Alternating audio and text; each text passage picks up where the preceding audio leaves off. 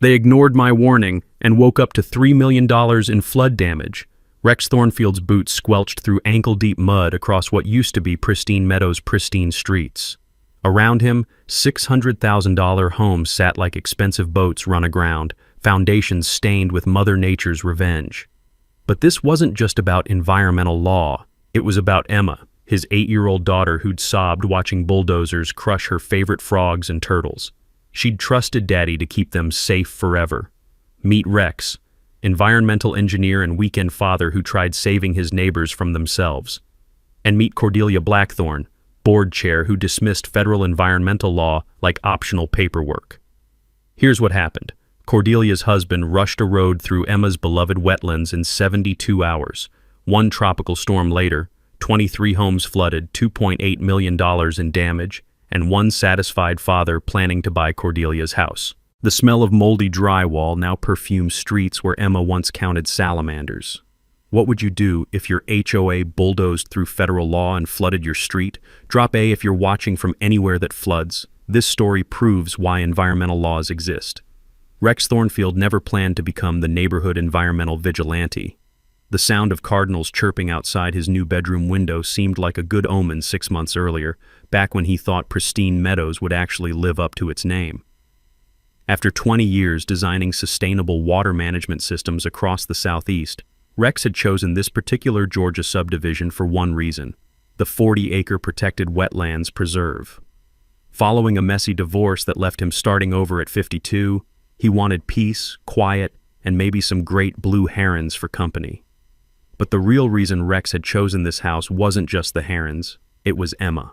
After the divorce, their weekend custody visits always included frog hunting expeditions in the preserve.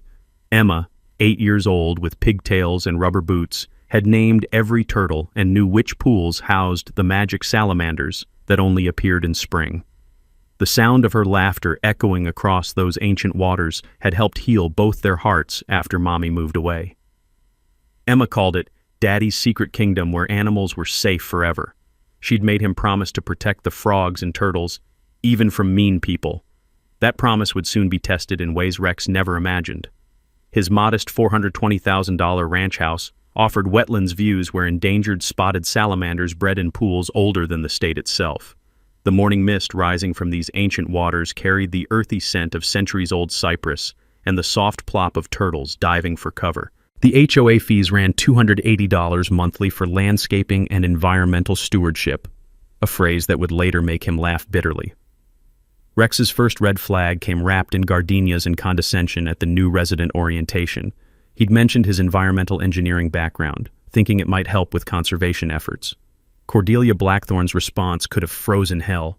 "We prefer residents who appreciate progress over red tape, Mr. Thornfield." The woman's perfume, overpowering gardenias masking cigarette smoke, seemed designed to announce her presence 3 rooms away. At 58, she commanded the HOA like a deposed Southern belle who'd traded charm for raw power. Her rigid posture suggested someone accustomed to getting her way through whatever means necessary. Rex learned Cordelia's history through neighborhood gossip served with sweet tea and bitter truth. Former Millbrook County Councilwoman, until developer kickback scandals forced her resignation 2 years earlier. The corruption investigation had made regional headlines, though charges never stuck thanks to high-priced Atlanta attorneys and convenient memory lapses among key witnesses. Now she ruled from her $780,000 colonial, the neighborhood's crown jewel that looked down on lesser mortals like a plantation mansion surveying the fields. The house featured a circular driveway, imported Italian marble, and security cameras that seemed to monitor more than just her own property. Her husband owned Blackthorne Construction, which had built half the subdivision and maintained suspiciously lucrative contracts for all community improvements. Talk about keeping business in the family, though Rex suspected the real family business was extracting maximum profit from captive neighbors. The 127 home development attracted families earning $80,000 to $200,000, young professionals commuting to Atlanta, retirees enjoying maintenance-free living, everyone thrilled that property values had climbed 15% in 3 years. Most residents had never heard terms like Clean Water Act or jurisdictional wetlands, and preferred staying ignorant of such complications. Rex's morning routine included wetlands walks where he documented wildlife with engineering precision. The crunch of autumn leaves underfoot reminded him why he'd chosen this sanctuary. Migrating warblers stopped here during spring and fall journeys. Native orchids bloomed in secret spots known only to deer and dedicated naturalists. Everything felt balanced, natural, protected by federal law and community covenant. The preserve had been designated protected habitat since 1987, with clear restrictions in every property deed. Rex had specifically researched this before buying, ensuring his investment aligned with his values. Then the orange survey stakes appeared like geometric cancer throughout the preserve, and Rex realized his promise to Emma would be tested by forces that viewed endangered salamanders as inconvenient obstacles to suburban progress. The diesel fuel smell from surveying equipment was already seeping through his windows when he tried sleeping that night. 3 weeks later, Cordelia dropped her bombshell at the December HOA meeting with the theatrical flair of a politician announcing tax cuts. Ladies and gentlemen, I'm thrilled to present our Connectivity Improvement Project, a beautiful new road linking our community directly to Millbrook Shopping Center. The room erupted in excited murmurs. Parents calculated shorter drives to soccer practice. Retirees imagined easier access to the pharmacy. Everyone saw dollar signs as property values would surely climb with improved convenience. The scent of Cordelia's victory perfume seemed stronger tonight. Gardenias mixed with the metallic tang of ambition. Rex's stomach dropped like a stone in those very wetlands Cordelia planned to pave. This road will reduce commute times by 47% according to our traffic study, Cordelia continued, producing a glossy folder thick enough to stop bullets. Construction begins January 15th, just 30 days away. Rex's hand shot up faster than a rocket launch. Where exactly does this road go? Cordelia's smile could have powered Atlanta. The most efficient route crosses the southeastern portion of our preserve, minimizing impact while maximizing benefit. The southeastern portion. Rex knew every inch of that area. It contained the deepest seasonal pools where salamanders had bred for generations and where Emma had named her favorite turtles. It was also the exact center of federally protected wetlands. Have environmental impact studies been completed? Rex asked, his engineering training keeping his voice steady despite his racing pulse. Mr. Thornfield, we've consulted extensively with local authorities, Cordelia replied, waving dismissively. This project represents progress, not problems. Local authorities. Rex noted she didn't mention federal agencies, the ones that actually mattered for wetlands protection. His years working with the Army Corps of Engineers flooded back. He remembered countless projects delayed for months while waiting for something called 404 permits. The federal government didn't mess around when it came to wetlands violations, with fines reaching $37,500 per day for unauthorized construction. The next morning brought Emma for their weekend custody visit, and the sight that broke both their hearts. Orange stakes dotted her beloved frog kingdom like grave markers. "Daddy, why are there sticks in the turtle pools?" she asked, her small hand trembling in his. Rex knelt beside her, choosing words carefully. "Some people want to build a road here, sweetheart." Emma's eyes filled with tears. "But you promised the animals would be safe forever." The next morning, Rex drove to Millbrook County's planning office, a beige building that smelled like old coffee and bureaucratic despair. After 3 hours searching permit databases, he discovered exactly what he'd suspected. No applications filed for wetlands crossing permits, no environmental impact assessments, no federal consultations whatsoever. You can't just decide to build through wetlands, Rex thought grimly, any more than you can decide to build through your neighbor's living room. Those 404 permits existed for good reason. They typically required 18 to 24 months of environmental studies before the first shovel touched protected soil. Rex spent his weekend researching the original neighborhood covenants at the courthouse, a musty repository where property dreams went to be documented. What he found in the 1987 master deed made his pulse quicken. Explicit environmental protection clauses prohibiting any development, grading, or alteration of natural drainage patterns in the preserve. Armed with federal law and community covenants, Rex called an emergency HOA meeting for the following Tuesday. The conference room felt smaller, with tension thick enough to cut with Cordelia's manicured nails. "I've researched this road project," Rex announced, spreading documents across the table like a poker player revealing a royal flush. "Federal law requires environmental impact studies before any construction in protected wetlands. This process takes minimum 18 months, not 30 days. Cordelia leaned back in her chair, fingers steepled like a spider contemplating its web. The fluorescent lights hummed overhead like agitated wasps. Mr. Thornfield seems more concerned with swamp creatures than neighbors' convenience. Laughter rippled through the room. She'd perfectly pitched her response to the audience. Rex felt the weight of 40 pairs of eyes judging him as the neighborhood killjoy who valued salamanders over convenience. "These aren't just swamp creatures," Rex replied, his voice gaining strength. "We're talking about endangered species protected by federal law. Violations carry fines up to $7,500 per day." "Per day?" squeaked Gladys Pemberton, the 73-year-old board treasurer who'd been quietly crunching numbers on her calculator. Cordelia steamrolled ahead like a bulldozer through environmental regulations. "Local environmental experts have assured us this project poses no significant impact. We have traffic studies proving 47% commute reduction. Property values could increase $50,000 per home." The room's energy shifted back toward Cordelia as neighbors calculated mortgage improvements versus environmental concerns. Money talked louder than salamanders, apparently. "I'm calling for an emergency board vote," Cordelia announced. "All in favor of proceeding with the connectivity project as scheduled?" 4 hands rose immediately. Only Gladys abstained, looking like she'd rather be anywhere else, possibly in one of those endangered salamander pools. Rex realized he was watching a masterclass in political manipulation. Cordelia had framed environmental protection as anti-neighbor selfishness, while positioning herself as the champion of progress and prosperity. "Motion carries," Cordelia declared triumphantly. "Mr. Thornfield, I hope you'll support what's best for our community." Rex left that meeting understanding he'd entered a chess match against a grand master who'd already mapped out her victory. But she'd made one crucial mistake. She'd assumed he'd fold under social pressure. The next morning, Rex's coffee mug nearly slipped from his hands when he spotted construction equipment already being staged at the preserve's edge. Cordelia wasn't waiting for January 15th. She was creating facts on the ground to prevent opposition. The sound of diesel engines warming up carried across the wetlands like mechanical thunder, drowning out the morning bird songs that had welcomed him and Emma to this neighborhood. Monday morning arrived with the roar of heavy machinery that made Rex's coffee taste like motor oil. Blackthorn construction crews had materialized at dawn with the efficiency of an occupying army. Bulldozers, excavators, and dump trucks lined up like mechanical dinosaurs ready to feast on protected habitat. Rex grabbed his camera and documentation folder, determined to create an evidence trail that would make federal prosecutors weep with joy. What he photographed over the next 3 hours violated so many environmental regulations he lost count.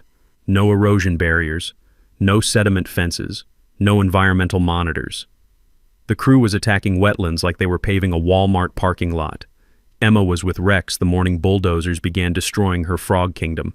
The sound of her sobbing, "Daddy, they're squishing my turtle friends," echoed across the wetlands louder than diesel engines. Rex held his crying daughter while watching centuries-old salamander pools disappear under concrete. The metallic taste of fury filled his mouth as Emma asked through tears, "Did we fail the animals, Daddy?" That night, Rex made a decision that would change everything. This wasn't just about environmental law anymore. This was war. The acrid smell of disturbed wetland sediment, centuries of decomposed organic matter now exposed to air, began drifting toward the neighborhood like nature's own tear gas. Rex fired off his first salvo that afternoon, sending certified letters to the EPA Region 4 office in Atlanta and the Georgia Environmental Protection Division. His formal complaint included GPS coordinates, photographic evidence, and a detailed timeline showing Cordelia's rush to bypass federal permitting. Cordelia's retaliation arrived faster than Amazon Prime delivery. Tuesday morning brought the first HOA violation notice tucked under his windshield wiper like a parking ticket from hell. Unauthorized garden structure detected on property. Bird bath exceeds height restrictions per Community Covenant Section 12.4.b. Fine. $150. Wednesday delivered violation number 2. Non-compliant fence height measured at rear property line. Another $150. Thursday's special was improper mailbox positioning. Must be precisely 42 inches from curb per postal regulations. Rex measured his mailbox. It sat at 41.5 inches. The metallic taste of fury filled his mouth as he realized he'd apparently committed the cardinal sin of being half an inch off perfect compliance. Another $150. The woman was nickeling and diming him to death while bulldozing through federal environmental law. You had to admire the audacity, even while wanting to strangle her with her own garden club membership ribbon. Friday brought his first potential ally when Gladys Pemberton knocked on his door carrying homemade banana bread and a worried expression. The sweet scent of cinnamon couldn't mask the fear in her eyes. "Rex, I need to tell you something," she whispered, glancing around like CIA agents might be lurking behind his azaleas. "Cordelia threatened me after that board meeting, said if I kept asking questions about finances, she'd challenge my deed restrictions. Apparently my corner lot violates some obscure setback requirement from 1987. Rex invited her inside, noting how Gladys's hands shook slightly as she poured cream into her coffee. The elderly woman owned the most valuable corner lot in the neighborhood, worth nearly $100,000 more than comparable homes because of its prime location. If Cordelia could force a deed challenge, Gladys might lose everything. "She's been systematically intimidating anyone who might oppose her," Gladys continued. "The Hendersons asked about environmental studies 2 weeks ago. Suddenly their teenage son got cited for excessive noise violations for practicing guitar after 7 p.m. The Patel family questioned construction costs. Now they're getting weekly inspections for potential landscape violations." Rex felt pieces clicking into place. Cordelia wasn't just bulldozing wetlands, she was bulldozing neighbors into submission through bureaucratic terrorism. Meanwhile, environmental destruction accelerated with the precision of a Swiss watch. Construction sediment was filling seasonal pools that had supported endangered species since the Pleistocene era.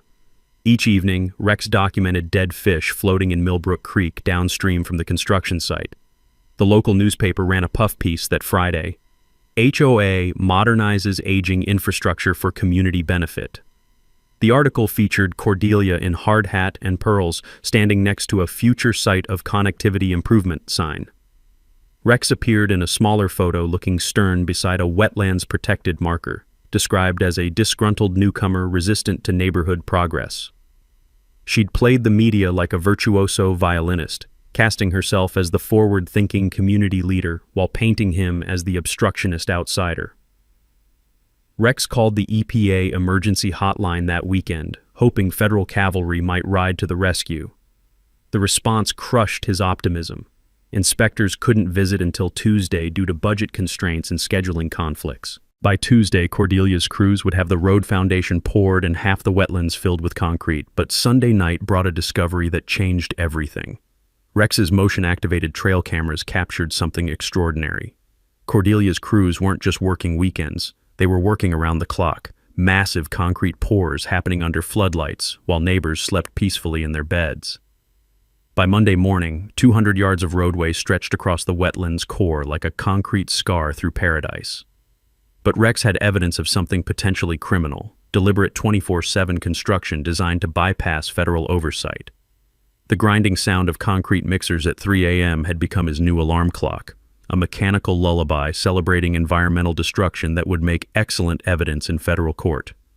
Tuesday morning brought the federal cavalry, but Cordelia had prepared for this battle like a general defending her last stronghold. EPA Inspector Janet Clearwater arrived at 9 a.m. sharp, driving a white government sedan that screamed environmental compliance nightmare to anyone with half a brain. The metallic slam of her car door echoed across the neighborhood like a gunshot at dawn. Rex watched from his kitchen window as Cordelia intercepted the inspector before she'd even straightened her government-issued blazer, clipboard in hand, and smile locked and loaded.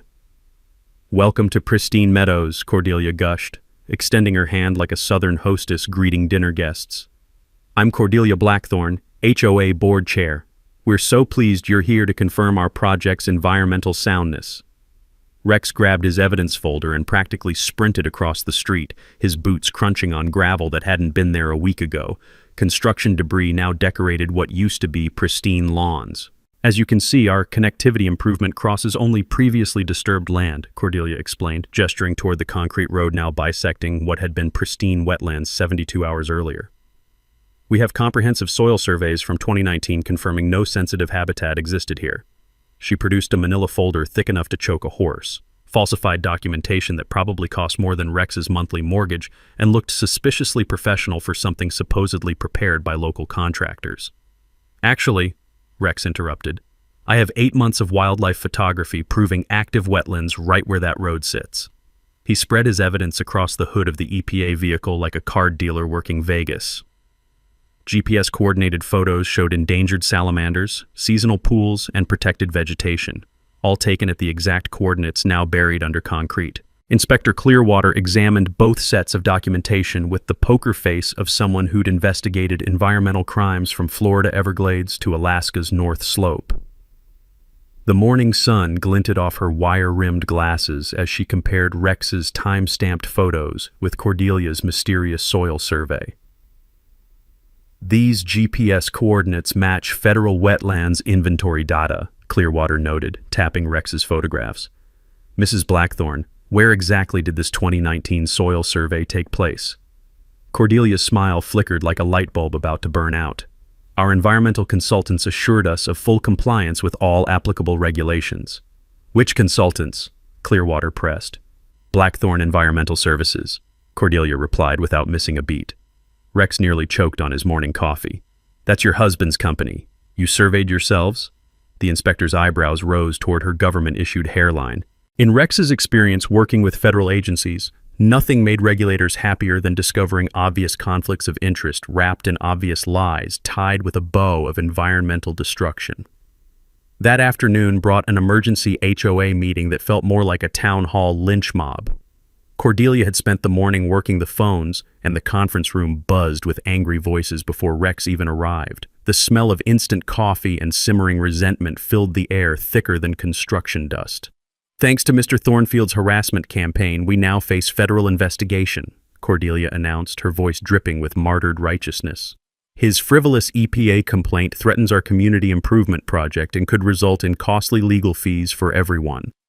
Neighbors turned to stare at Rex like he'd personally stolen Christmas, Easter, and their children's college funds. I propose a special assessment of $2,800 per household to fund our legal defense against these baseless environmental allegations, Cordelia continued. We cannot allow outside interference to destroy our property values and community progress. The room erupted in concerned murmurs. Young families couldn't afford surprise $2,800 bills. Retirees on fixed incomes looked physically ill. Several parents whose children had developed mysterious respiratory problems since construction began suddenly seemed less enthusiastic about progress that came with hospital visits. Rex realized Cordelia was playing psychological warfare, making him the villain responsible for everyone's financial pain while positioning herself as the victim of federal overreach. The woman understood neighborhood politics better than most campaign managers. These aren't baseless allegations, Rex countered, standing to address the room. Federal law requires permits before disturbing wetlands. Your board chair rushed construction to avoid compliance, and now we're all paying the price. Mr. Thornfield seems determined to bankrupt our community over swamp water, Cordelia replied smoothly. Some of us believe neighbors matter more than salamanders. But cracks were forming in Cordelia's coalition like fissures in a dam under pressure. Mrs. Henderson raised her hand tentatively. My son's asthma has gotten worse since construction started. Could there be a connection? Dr. Marcus Webb, a retired hydrogeologist living on Pine Street, cleared his throat with the authority of someone who'd spent decades studying water systems. I've been monitoring water quality downstream. We're seeing fish kills and elevated sediment levels that suggest significant environmental disruption. These so-called experts are fear-mongering, Cordelia shot back, but her voice had lost its earlier confidence. Our project follows all local guidelines. Local guidelines don't override federal environmental law, Dr. Webb replied calmly. When migratory birds use isolated wetlands, those areas receive the same federal protection as the Mississippi River. That night, Rex's phone buzzed with a weather alert that made his engineering blood run cold. Tropical Storm Helena was rapidly strengthening in the Gulf of Mexico, with the National Weather Service upgrading their weekend forecast to unprecedented rainfall amounts, potentially historic flooding event. Rex grabbed his calculator and started running numbers that terrified him. Cordelia's road had eliminated the neighborhood's natural flood protection just as Mother Nature prepared to send the biggest bill of the century. The timing was so catastrophically perfect it felt like cosmic justice. Wednesday morning brought Rex to the Millbrook County Courthouse with the determination of a man who'd run out of conventional weapons. If Cordelia wanted to play hardball with environmental law, he'd show her what a real curveball looked like. The courthouse basement smelled like old paper, forgotten dreams, and that peculiar mustiness that comes from decades of legal documents slowly decomposing in Georgia humidity. Rex had spent enough time researching property titles during his engineering career to know where bodies were buried, legally speaking. The fluorescent lights hummed overhead like mechanical insects while he pulled dusty volumes from metal shelves. He started with the 1987 Master Deed, the foundational document that had originally created Pristine Meadows subdivision. What he found in Section 12 made his hands shake with excitement and terror in equal measure. Permanent conservation easement. The southeastern 40 acres of said property shall remain in perpetual conservation status, as recorded with the Georgia Nature Conservancy. Document number GNC 1987-0847. Said easement prohibits any development, grading, or alteration of natural drainage patterns in perpetuity. Rex read the paragraph 3 times to make sure his tired eyes weren't playing tricks. The musty air seemed to thicken as he cross-referenced document number GNC 1987-0847 and felt his world tilt on its axis like a carnival ride operated by drunk teenagers. The conservation easement wasn't just some environmental feel-good measure, it was a legal nuclear bomb with a 36-year fuse. The original developer had donated the wetlands to the Georgia Nature Conservancy for a $400,000 tax write-off, permanently restricting development rights on that exact land where Cordelia's Road now sat like a concrete middle finger to federal law. But here's where it got truly terrifying. Rex remembered from his property law courses that conservation easements run with the land. They legally bind all future property owners forever, like environmental herpes that never goes away. If the easement was violated, every single property deed in Pristine Meadows could be declared invalid. Rex grabbed his phone and called environmental attorney Samantha Hartwell, a colleague from his consulting days who specialized in exactly these kinds of legal landmines. "Rex, please tell me you're calling about something simple like a permit dispute," Samantha said after hearing his breathless summary. "I wish. How bad is easement violation for property owners?" Biblical apocalypse bad. If a conservation easement gets voided due to violation, title insurance becomes worthless toilet paper. Mortgage companies can demand immediate full payment on every loan. The Nature Conservancy could technically claim ownership of the entire subdivision and evict everyone. Rex felt his morning coffee turn to battery acid in his stomach. All 127 homes? Every single one, including yours. Rex, you're sitting on information that could bankrupt your entire neighborhood. The legal term is quiet title action. If no one enforces the easement within the statute of limitations, violations might get overlooked. But you have maybe 30 days before that window slams shut forever. Rex hung up, feeling like he'd just discovered he was holding a live grenade while standing in a room full of his neighbor's children. He could destroy Cordelia's illegal road project, but the collateral damage would include every innocent family in the subdivision. Elderly couples like Gladys would lose their life savings. Young families would face immediate foreclosure. Kids would lose their childhood homes because adults couldn't follow environmental law. The moral weight pressed down on his shoulders like wet concrete. He spent the rest of Wednesday researching the Georgia Nature Conservancy's contact information, the taste of guilt metallic in his mouth. The organization's legal department seemed genuinely shocked to learn about the easement violation. Apparently, they'd lost track of the 1987 document during organizational restructuring in the 1990s. "Mr. Thornfield, we'll need to review this immediately," said staff attorney Rebecca Morrison. "If the easement is being violated, we have legal obligations to enforce it regardless of consequences to current homeowners." Rex made a decision that surprised him. "Give me 2 weeks before you take action. I want to try resolving this without destroying innocent people's lives." That night, Rex sat on his back porch listening to the relentless grinding of nighttime construction. Cordelia's crews were still working around the clock to complete their environmental crime before federal oversight arrived. Rex now held the ultimate trump card, information that could void every property deed in the neighborhood. The question was whether he had the stomach to detonate a legal nuclear weapon to save endangered salamanders. Thursday morning found Rex drinking coffee that tasted like determination mixed with desperation while mapping out a strategy that would make Sun Tzu proud. The bitter liquid seemed appropriate for planning warfare against his own HOA. Sometimes life required acquiring tastes for unpleasant necessities. His first call went to attorney Samantha Hartwell, who agreed to file a preliminary injunction motion in federal court to halt construction immediately. The strategy was surgical: stop the bleeding first, then address the underlying legal cancer of easement violation later. "I'll need your expert witness affidavit documenting environmental damage," Samantha explained, her voice crackling through the phone with the energy of a lawyer who smelled blood in the water. Federal judges love technical evidence from qualified engineers who can explain complex violations in simple terms. Rex spent the morning crafting an affidavit that read like an environmental autopsy report. Destroyed salamander breeding pools, contaminated downstream water supplies, violated Federal Clean Water Act protections. Each paragraph documented another environmental crime with GPS coordinates and photographic evidence that would make EPA investigators weep with prosecutorial joy. The metallic screech of construction equipment outside his window provided an oddly motivating soundtrack for legal warfare preparation. The afternoon brought an unexpected ally when Dr. Marcus Webb knocked on Rex's door carrying a laptop and the kind of grim expression geologists wore when discussing impending disasters. The scent of rain hung heavy in the air. Nature seemed to sense what was coming.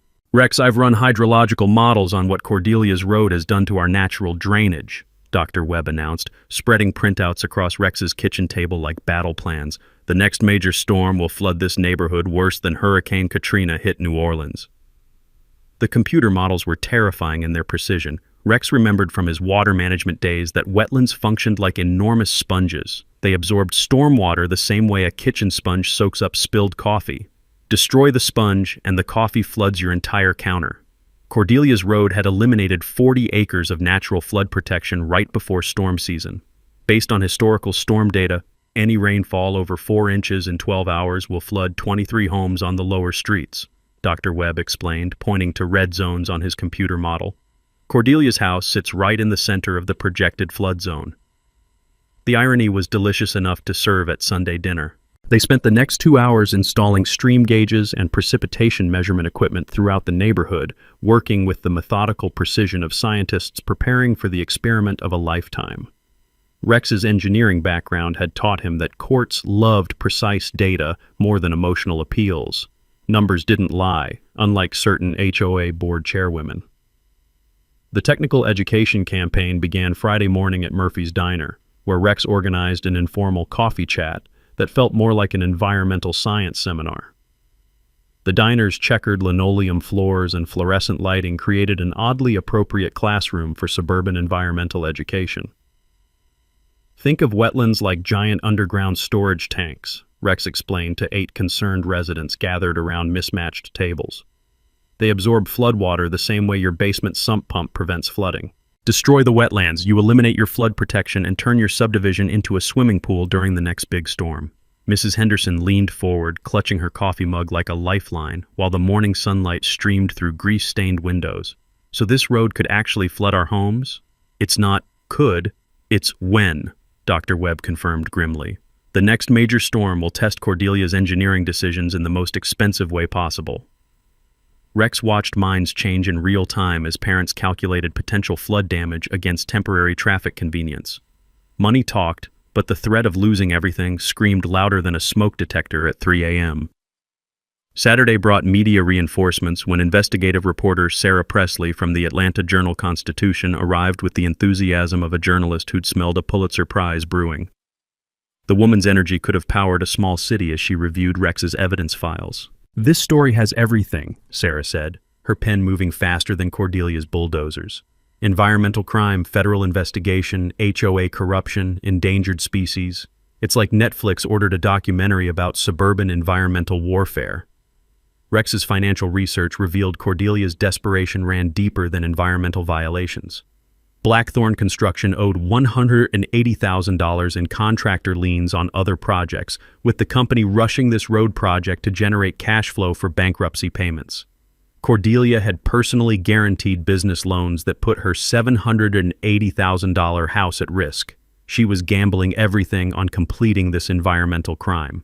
Sunday's weather update made Rex's pulse quicken like a thoroughbred at the starting gate. The National Weather Service had upgraded weekend forecasts to include tropical storm remnants bringing 6 to 8 inches of rainfall in 12 hours. Exactly the kind of precipitation event that would test destroyed wetlands in the most dramatic way possible. As Rex calibrated his final monitoring equipment, He reflected on the beautiful irony developing.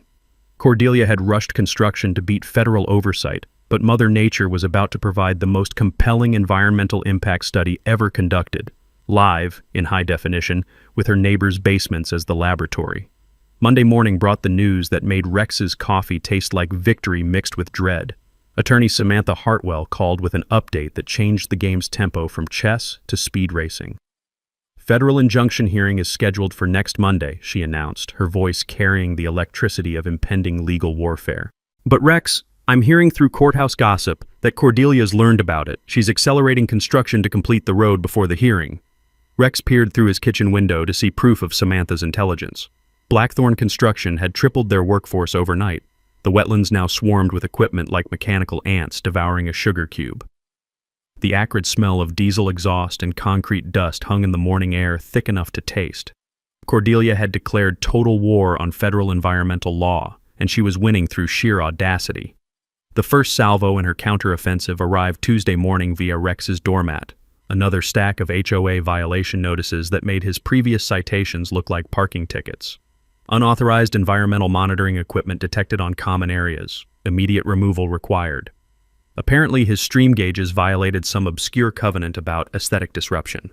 Wednesday brought escalated psychological warfare when Rex discovered his trail cameras had been systematically sabotaged. Every single unit showed severed power cables and missing memory cards. Someone had conducted a precision strike against his surveillance network with military efficiency. The anonymous note tucked under his windshield wiper delivered the message with crystal clarity. Environmental terrorists aren't welcome here. Leave before you regret staying. Rex felt a chill that had nothing to do with Georgia weather patterns. Cordelia had moved beyond bureaucratic harassment into territory that flirted with criminal intimidation. The woman was clearly desperate enough to play extremely dangerous games. Thursday's morning routine included discovering his car tires had been slashed sometime during the night. 4 perfectly clean cuts that screamed professional vandalism rather than random mischief. Rex photographed the damage while calculating whether his insurance covered environmental activism-related vehicle sabotage. But Cordelia's most effective weapon remained her propaganda machine. She'd spent the week working neighborhood phones like a campaign manager before Election Day, and the results showed in Friday's emergency HOA meeting atmosphere. Ladies and gentlemen, we face an unprecedented attack on our community, Cordelia announced to a packed conference room that buzzed with nervous energy. Mr. Thornfield's harassment campaign has escalated beyond reasonable bounds. He's filing frivolous federal lawsuits designed to bankrupt our neighborhood while secretly recording residents without consent.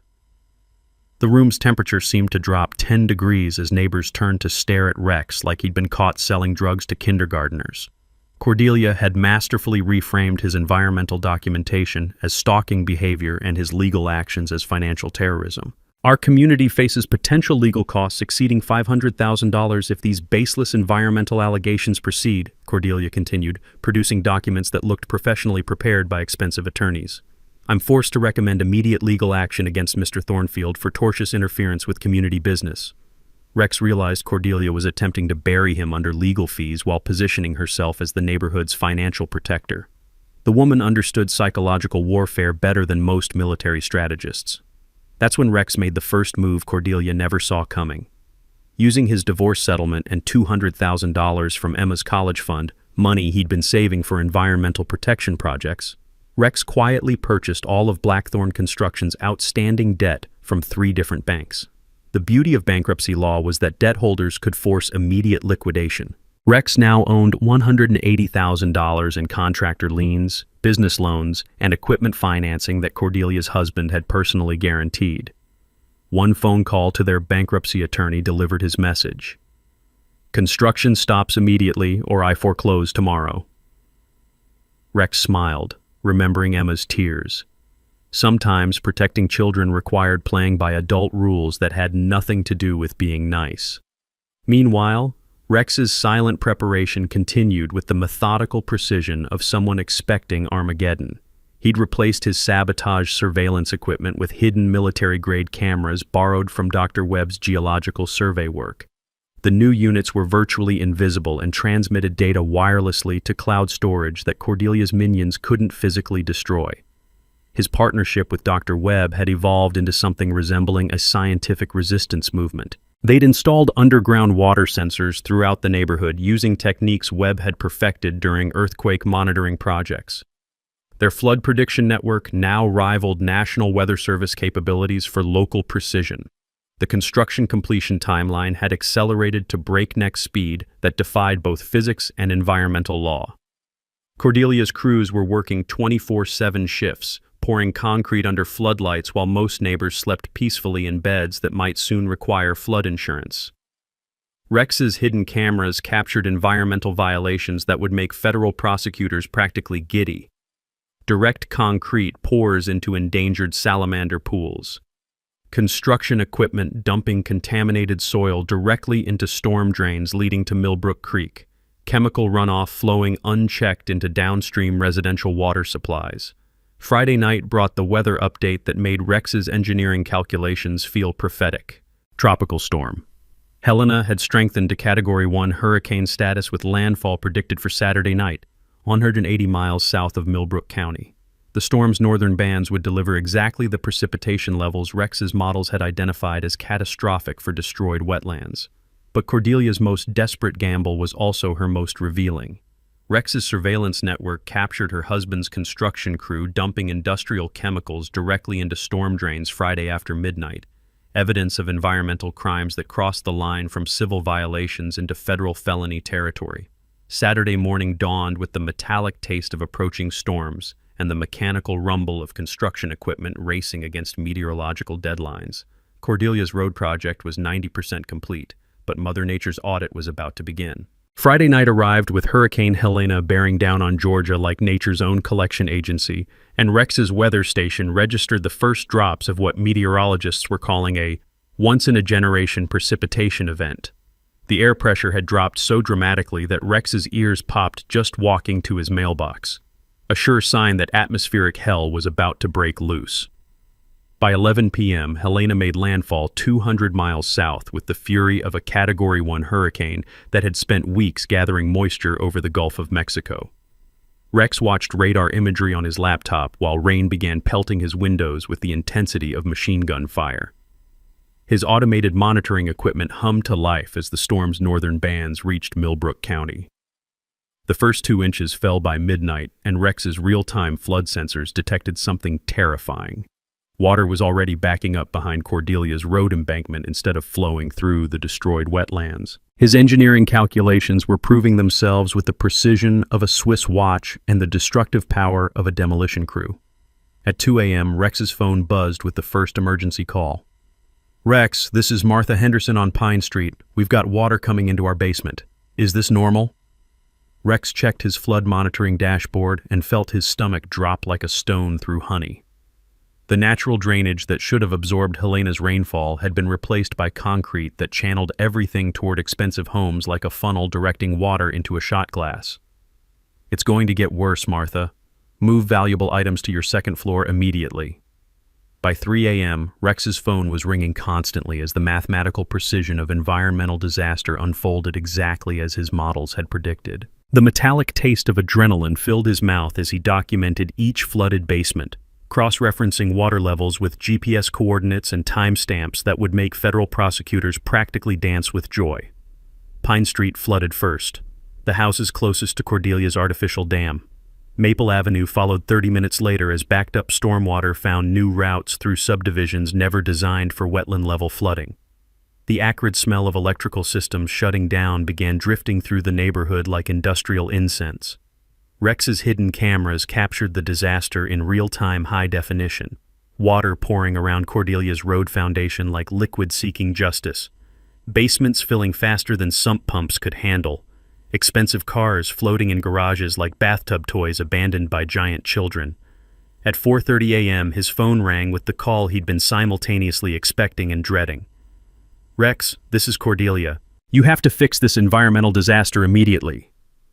The woman's voice carried none of its usual commanding authority.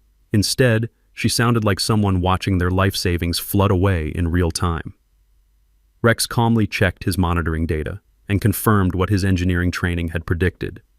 "Cordelia, the wetlands you destroyed would have absorbed all this water naturally. Your road created an artificial dam that's flooding the neighborhood.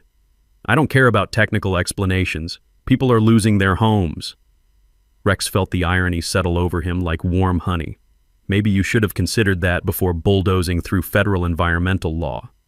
The line went dead, but Rex knew the conversation was far from over. Cordelia's house sat directly in the center of his predicted flood zone. If his calculations were correct, her $780,000 colonial would start taking on water within the hour. By dawn Saturday, the scope of environmental justice had revealed itself with biblical precision. 23 homes reported basement flooding, exactly matching Dr. Webb's hydrological models. Rex's house, built to respect natural drainage patterns, remained completely dry while his neighbors dealt with the wet consequences of environmental arrogance. The Atlanta Journal-Constitution's Sarah Presley arrived by 7 a.m., driving through flooded streets while live-streaming video that would make national environmental news within hours. Rex provided expert commentary for her audience while carefully documenting the connection between destroyed wetlands and neighborhood flooding. "This is unprecedented flooding for this rainfall amount," confirmed the National Weather Service meteorologist during Sarah's live broadcast. "The natural flood absorption capacity appears to have been significantly compromised." Sure. Rex's EPA contact arrived Saturday afternoon with water sampling equipment that detected construction chemical contamination exceeding drinking water standards by 300%. The evidence showed environmental violations had created not just flooding, but toxic flooding that threatened public health. Insurance adjusters began arriving Sunday morning with expressions like undertakers measuring coffins. Flood damage estimates quickly climbed toward $2.8 million across 23 homes. But the real nightmare was just beginning. Insurance companies were investigating man-made flood exclusion clauses that could deny coverage for disasters caused by illegal construction. Cordelia's world collapsed as methodically as her illegal road had been built. Her house suffered $180,000 in flood damage.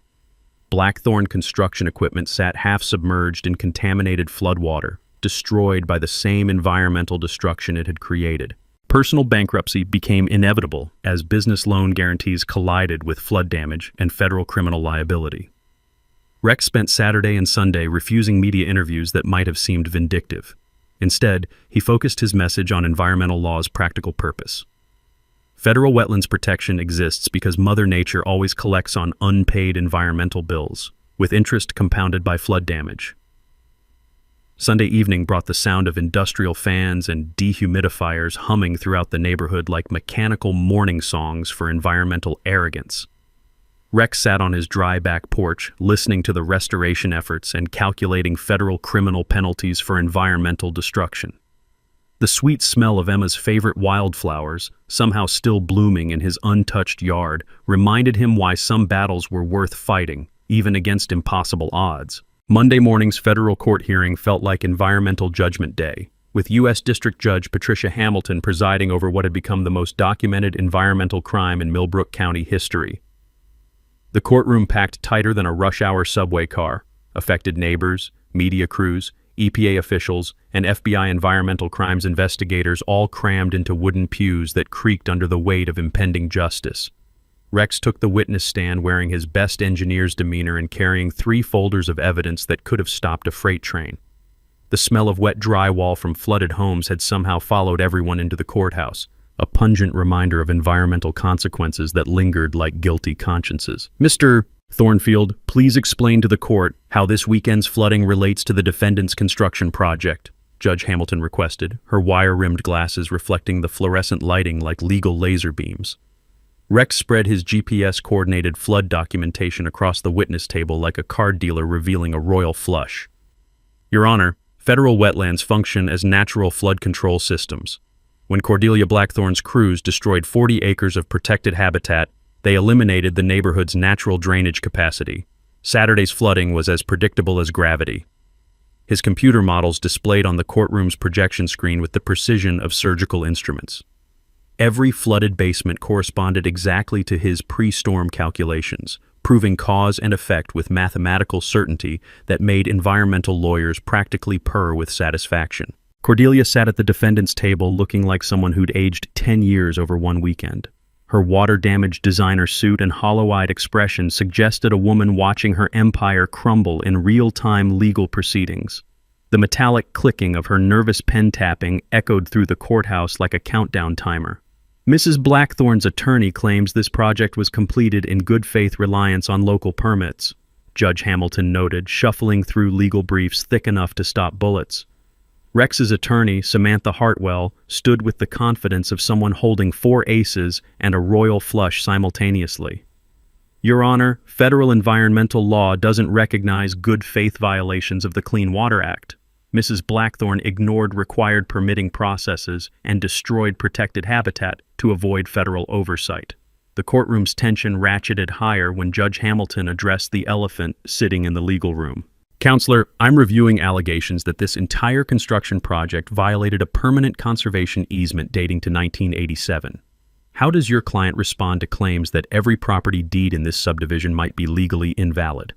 Cordelia's attorney looked like a man who'd just discovered his parachute was actually a backpack full of concrete. Your Honor, we have no knowledge of any such easement restrictions. Rex felt the moment crystallize like perfect engineering calculations. Judge Hamilton called a 30-minute recess to review conservation easement documentation, and the courtroom erupted into nervous whispers that sounded like escaping steam from a pressure cooker about to explode. Outside the courthouse, Sarah Presley live-tweeted legal developments to 50,000 followers while local TV crews set up equipment for what had become regional environmental news. Rex's story was spreading across social media faster than floodwater through destroyed wetlands. When court reconvened, Rex's attorney delivered the legal equivalent of a nuclear weapon. Your Honor, we present the 1987 master deed establishing permanent conservation easement with the Georgia Nature Conservancy. This document legally prohibits any development in the exact area where Mrs. Blackthorne's road now sits. The easement violation potentially voids all 127 property deeds in pristine Meadows subdivision. The courtroom fell silent except for the sound of Cordelia's sharp intake of breath and the mechanical hum of court reporter equipment documenting legal history. Rex watched color drain from faces throughout the gallery as neighbors realized their homes might be legally worthless. Judge Hamilton reviewed the easement documentation with the methodical precision of someone handling unexploded ordnance. Mrs. Blackthorne, did your environmental consultants review this conservation easement before construction began? Cordelia's voice cracked like thin ice under pressure. Our consultants were... Blackthorne Environmental Services assured us of full compliance with applicable regulations. Your husband's company surveyed itself for environmental compliance? Judge Hamilton's eyebrows rose toward her judicial hairline. And somehow missed a recorded conservation easement? The EPA announced its decision during the afternoon session. Immediate criminal investigation into environmental violations, with potential charges including conspiracy, environmental destruction, and obstruction of federal oversight. Cordelia and her husband faced up to $500,000 in fines, plus 5 years federal prison time. Rex's vindication arrived with the judge's final ruling. This court orders immediate cessation of all activity on the disputed property pending resolution of conservation easement violation. The defendant's flagrant disregard for federal environmental law resulted in precisely the flooding damage that wetlands protection was designed to prevent. Rex exited the courthouse to supportive neighbors and media attention that felt surreal after months of fighting alone. Gladys Pemberton publicly apologized for not supporting him earlier, while Dr. Webb announced the formation of a neighborhood environmental restoration fund. The metallic taste of victory mixed with relief as Rex realized he'd won more than a legal battle. He'd proven that environmental law served practical purposes beyond protecting salamanders. Federal protection existed because Mother Nature operated by non-negotiable physical laws that didn't care about political convenience or construction deadlines. But the sweetest victory would come later, when he could tell Emma that her turtle friends would be safe forever, and the mean lady's house would become their new hospital. 6 months later, Rex stood in the restored wetlands breathing air that smelled like victory mixed with native wildflowers instead of diesel fumes and regret. The $800,000 federal restoration grant had worked environmental magic. Cordelia's concrete road had been completely removed, replaced by meandering boardwalks that respected natural drainage patterns like civilized people respected property boundaries. The endangered spotted salamanders had returned to their ancestral breeding pools with the enthusiasm of college students discovering free pizza. Rex's morning walks now featured the cheerful plop of turtles diving for cover and the liquid notes of red-winged blackbirds nesting in restored cattail marshes.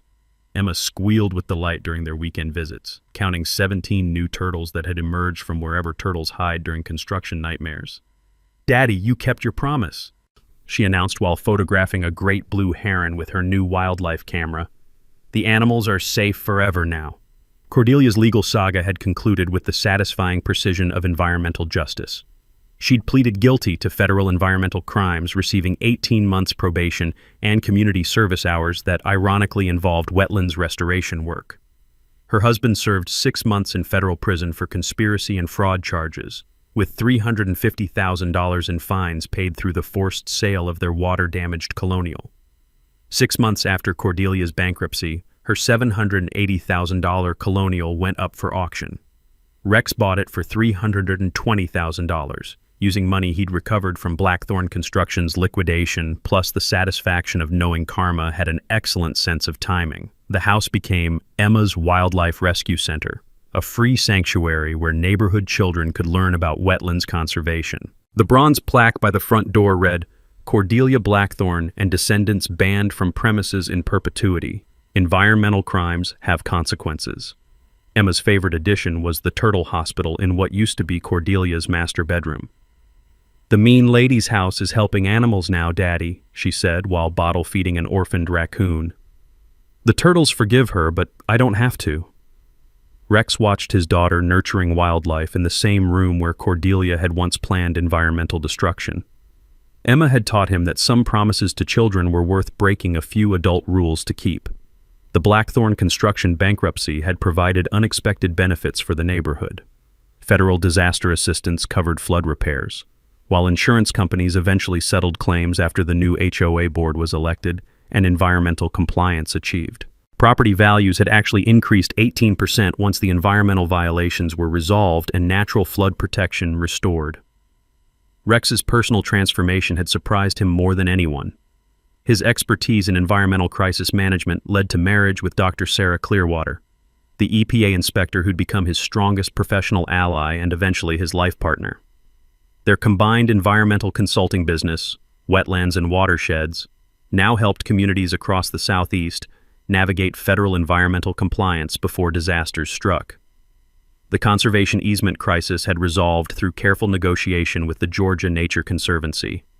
The organization agreed to modified easement terms that preserved core wetlands while allowing the neighborhood to retain property ownership under enhanced environmental protections. Monthly HOA fees dropped 45% after eliminating development projects that violated federal law. Rex's transformation of HOA governance had become a model for environmental compliance nationwide. His online course, Environmental Law for Community Leaders, had been downloaded over 150,000 times, teaching homeowners to research conservation easements and environmental restrictions before purchasing property. Every buyer should understand what environmental laws protect their investment. The Pristine Meadows Environmental Education Center now operated year-round in the restored wetlands, offering school field trips and adult education programs that drew visitors from across Georgia. Rex particularly enjoyed leading tours for other HOA boards facing environmental challenges. His story served as both warning and inspiration for communities tempted to ignore federal environmental law. Gladys Pemberton had emerged as an unlikely environmental champion, establishing the Gladys Pemberton Environmental Stewardship Award for local high school students pursuing environmental careers. Her corner lot had become a demonstration site for rain gardens and native landscaping that managed stormwater naturally while supporting local wildlife. The annual Millbrook County Spring Nature Festival now drew 12,000 visitors to celebrate environmental restoration success. Rex particularly enjoyed watching children discover salamanders in pools that had been buried under concrete just months earlier. Environmental education worked best when it involved hands-on discovery rather than abstract lectures about federal regulations.